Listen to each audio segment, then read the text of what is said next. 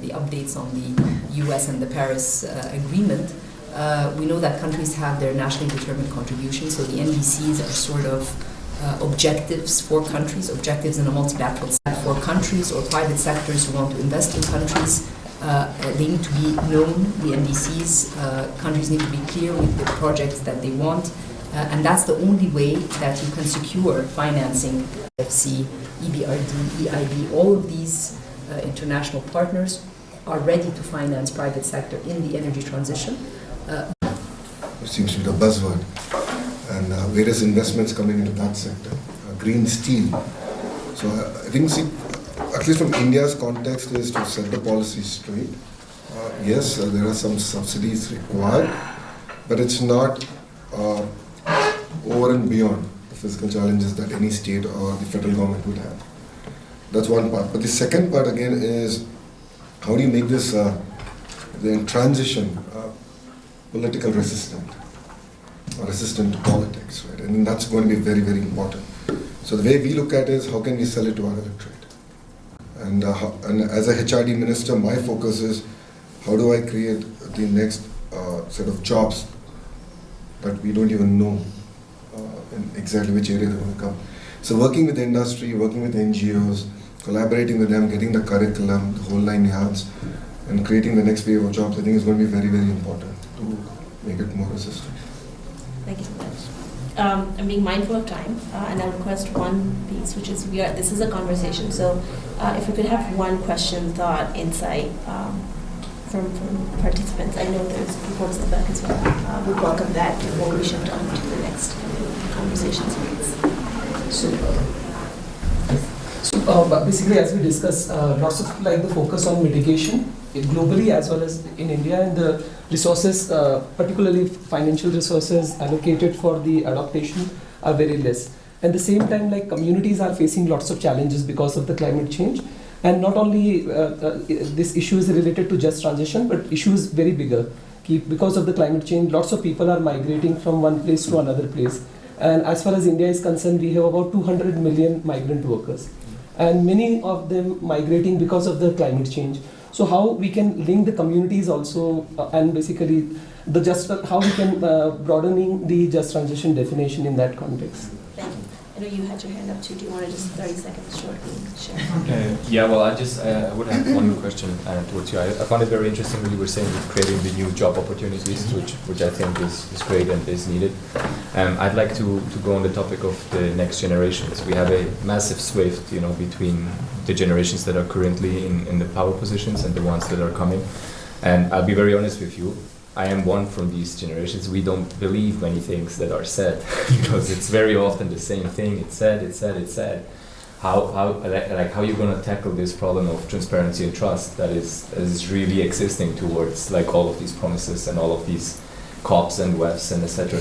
It's nice, but yeah, we don't see the results. I'm sorry. Don't want to be rude here, but yeah, I'd be interested in that. I think that's a valid question. Before I come to you, I think the way we're looking at it as a state is, how do you incentivize farmers? How do you incentivize households? So can I have a power purchase agreement with them? So whatever energy they don't use, we end up paying that. So under the Honorable Prime Minister's program, Suryaghar, which is rooftop solar for every house, that's the exact PPA, power purchase agreement we're doing with every citizen. And I think that's one of the simple mechanisms that we can create the incentive structure for greater adoption. To be fair, India has seen a rise in energy costs, and for every country to really become a developed nation, low cost of energy is going to be critical. So between solar, wind and pump storage, hydro, as of today, I don't know PSPA where it will be in the next 5 years, currently is viable. So at about 4 and 5 rupees a unit in Indian rupees, it actually makes sense. So I think tying the entire incentive structure, I think is going to be very, very critical in that sense. Coming to your point, yes, I think a lot of tall promises have been made. The Honourable Minister has also made very clear in the opening remarks. But I think time has come. I mean, look at what's outside. This is probably the greenest Davos that we have seen. It doesn't feel like Davos. Last night, that's the whole discussion we were having. Things are changing. So we have to adapt to it. Otherwise, we will have tougher challenges. And if you look at natural calamities, it is going up. And insurance companies are running out of money. So we have to translate. So I think politicians are to be partially blamed for it, not creating the vibrant ecosystem to enable it. So for me, what's exciting is mind to energy, and capturing the entire value of the ecosystem and understanding the role of human resource development, the role of real-time governance in the entire ecosystem. That I believe can enable India to leapfrog as a nation. Because we don't have a lot of the legacy issues that other countries have. So we never went through a personal computing phase. We just went to the smartphone phase. So I think this, even in energy, there's potential to leapfrog. Our grids can be far more robust. And Government of India mindfully is spending substantial amount of money building the entire grid connectivity. And so I think that should solve both sides of the coin, if I may. I just want to say that adaptation is on the agenda. And for example, one of the outcomes of also COP27 was the Loss and Damage Fund, realizing that desertification and what's happening, because that's in sub-Saharan Africa mainly. But one important aspect is dialogue among countries and also showing success cases where adaptation was taken as a focus, and there were alternative financing tools, like what's happening in Colombia in terms of debt swap agreements, Barbados, the same. So we need to shed light in discussions on what worked, and not just what worked, how did it work? So that can also provide politicians with, in other areas, in other countries, with concrete examples that it's not just a promise, but it has happened elsewhere. What do I need to do to make sure that I can do the same and replicate and scale? So this word scaling we always hear about, is to take a successful example and see how we can. Of course, not one size fits all, but the problems are the same, and when one solution works, why not try to replicate given the initial conditions in the country? In terms of trust, I think that's well said, and it's everywhere. And I think the shocks that are facing us today are more frequent and bigger, and whether it's the fiscal space that is available for countries to be able to take action, which shock should I prioritize given the fiscal, the very tight fiscal space. So it's I mean, the credibility gap that exists can only be narrowed through better communication, and I think that's an element which there's always areas of improvement. There's no best communication. There's always scope to improve the communication.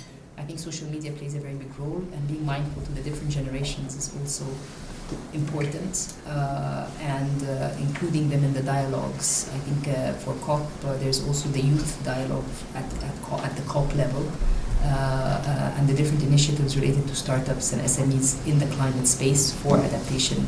In Egypt, for instance, we have farmers today that are using solar panels to, instead of diesel, for using the water for agriculture. That's a very important example of action for adaptation.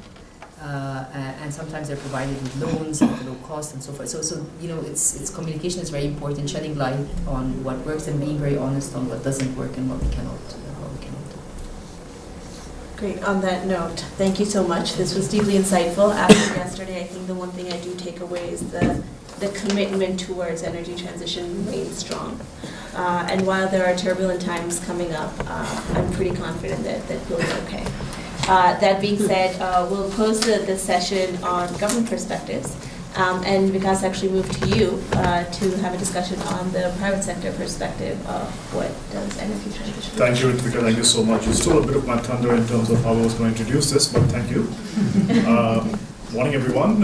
Thank you for making it today to this session. My name is Vikas Mehta. I am the Executive Director of SED Fund. SED Fund is a venture and a philanthropy fund focused on renewable energy, and we're based in the Netherlands.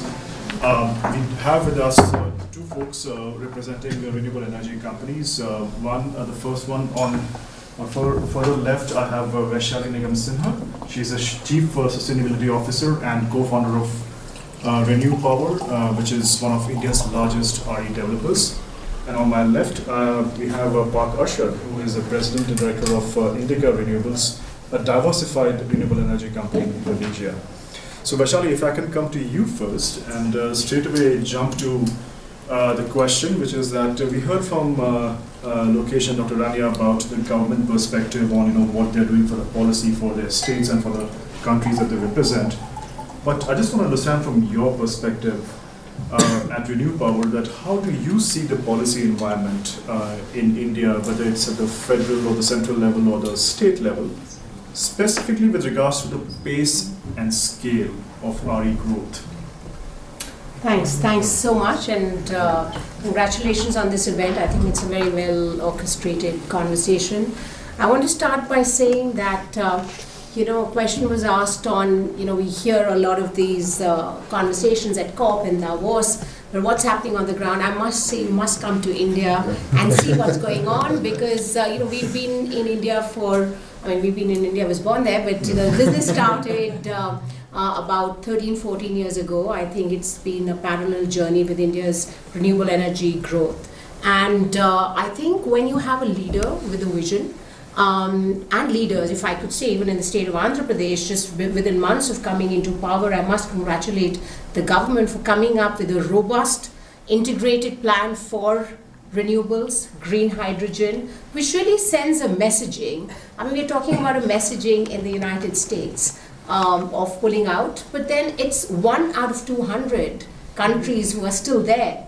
And so the 199 countries, if they don't follow, you need followers to have leaders, right? So let's not make leaders who must not be leaders in this climate journey. And in the first stint of President Trump, we saw that the world continued. And continued like what? And we are in a much better space. So sometimes I do feel it's important for us to step back and take stock of where we are, what we've accomplished. And in India, if I look at a decade, the renewable deployment on the ground has grown by six times. In 2014-15, we had about 13 gigawatts of assets on the ground. We have 200 gigawatts. In 2019, we were at around 50, but now we're going to do 50 gigawatts year on year. So that is the kind of progress we see. And why has that happened? That's happened, if I could come back, we have a vision, we have a commitment to the sector. We have the desire to engage with the world in a positive way. I think that by the International Solar Alliance, by the ambitious commitments of the COP, all of this is really important for us in the private sector, because when our government representatives come back, it's very easy to have a conversation on the gaps which exist for us to accelerate the pace on the ground. So I feel that I'm optimistic, I'm hopeful, and I'm positive just because of what I see happening in my own country.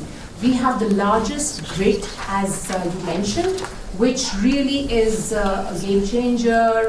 We have SECI, which is a nodal agency, which sort of increases transparency and increases our ability to deploy in a more transparent way, to increase efficiency in the deployment, and so on and so forth. So at an institutional level, I see in India, there's a huge amount of progress and commitment which has happened.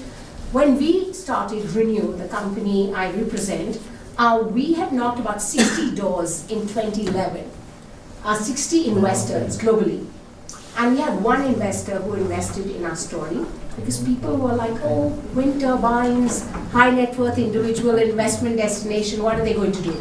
But now we have a business model for solar, wind, hydro, pumped hydro, and a lot of innovation around how we can leverage these individual sources of clean energy and innovate in a complex way to look at round-the-clock generation, etc., etc. So I'm not sure if this gives you a sense that at a central level there's a huge amount of commitment, and at the state level there's a huge amount of commitment by many, but not all. So the question is, how can we bring that? How can we work on that to ensure there is a central and a state level sort of alignment for us to do more, right? And as I said, the Andhra Pradesh government is doing a great job. and we look forward to working with many other states in the country. And then the alignment at the global level at these events is just a kind of a teaser for us to go back in our own countries, and when the government interacts with the private sector, and then we work with communities on the ground as well to make things happen. We probably see the positive change we've seen over the last decade in India. Thank you, Vishali. Thank you so much. You know what, my selfish takeaways from what you just said are two, which is you mentioned the grid modernization and you mentioned the round-the-clock power. Two components which are absolutely essential when we talk about the integration of RE into the grid, and of course having, how do you tackle the intermittency of the grids themselves, of the RE itself. So it is great to see the commitment from not just the government, but also agencies like SETI and Renew Power, which have also been part of those round-the-clock bids. So thank you for that.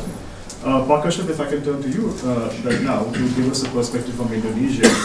How have you seen the federal and the provincial policies shape up, especially if I can ask you since the announcement of the JET-B 2 years ago? How have you really seen a company like Indica Renewables, which is very diversified in terms of its RE portfolio, how have you seen the policies in the country play out? Thank you. Very good morning. So my name is Arshad Rashid. I'm the president of Indica Energy. It's an integrated energy company out of Indonesia. So now moving from India to Indonesia with the same eye. I would like to say I appreciate Puswaniti for the event today. Indonesia, we have a commitment already that we want to have a net zero by the year 2050, and that's a commitment made by the previous government. But it is not only a commitment by the government, but actually of the people, because the businesses is also very supportive of these commitments. And we just had a election, and we have a new president, only 3 months in the jobs. So unlike Trump, I think he's still committed and consistent towards the green transition. So basically, for Indonesia itself, I mean, we still have a big challenge on the regulation itself. Although we are actually moving away from fossil fuels and really committed towards renewables. And in Indonesia, we have, of course, solar energy. We have the wind. We have also the hydro. We also have all the renewables that's available. I think in Indonesia we have it, all the resources. And it is actually a very good investment, because now the push from the government is very clear. How to make sure that at least 25% of our energy mix by the year, actually 2025, which is this year or next year, to be there. And this is a commitment really, it's a big push by the government. So we actually welcome a lot of investors to come to Indonesia. We still have a lot of cost challenges on between the central government and provincials. And this is where the commitment of the new government, of the presidents, how to align the regulatory from central also to the provincials. And this is a big job, because as a democratic country, sometimes the governor and the president comes from different political parties, and this becomes a very big issue. But I think in regards to this energy transitions, because it is being pushed by also the people, because we are experiencing a lot of climate change, we are experiencing a lot of the floods, talk about all the natural disasters that's happening, and people are starting to realize that this is something real. And this is where I think the power of the people pushing towards the government, and that will actually create this alignment between central and the provincial government. Still a lot of homework that we actually need to do. But now the level is not only within Indonesia. Now we are actually trying to connect all the electrical within ASEAN, which is Southeast Asia. And this ASEAN region with 10 countries, now we are actually already in discussion how to make sure to actually connect the grids. And this is important because usually where the sources of the energy and where the demands of the energy are far off. And this is where some countries do not have the possibility of creating renewables because of space. As an example, Singapore. Singapore is very small, but they want it also to have. And this is where the interconnectivity and how we work within ASEAN. Our new president, Prabowo Subianto, make it very clear that the green push, green energy, green industries, we call it 0-8, which is, in a way, 0 is 0% poverty and 8% economic growth. Sometimes very conflicting, but this is the way we want to make sure the poverty becoming 0, so that it's a just economic growth. And the push is for green energy, and also what we call we'll have one of the largest green industries in the world. That's the goal that we have, because and with ASEAN now it's about 600 million people. So we have this health in Asia and also in the region. ASEAN will be distinguished speakers. Leslie Johnston from the Lotus Foundation, and Priya Agarwal-Hebar, who is the chairperson at Hindustan Zinc. We are going to your work and your sector in bridging and providing that glue that is necessary for governments, for science, and for business to come together. What tools do you have? And in fact, on Thursday, Ashif and others will be joining us to talk about how do you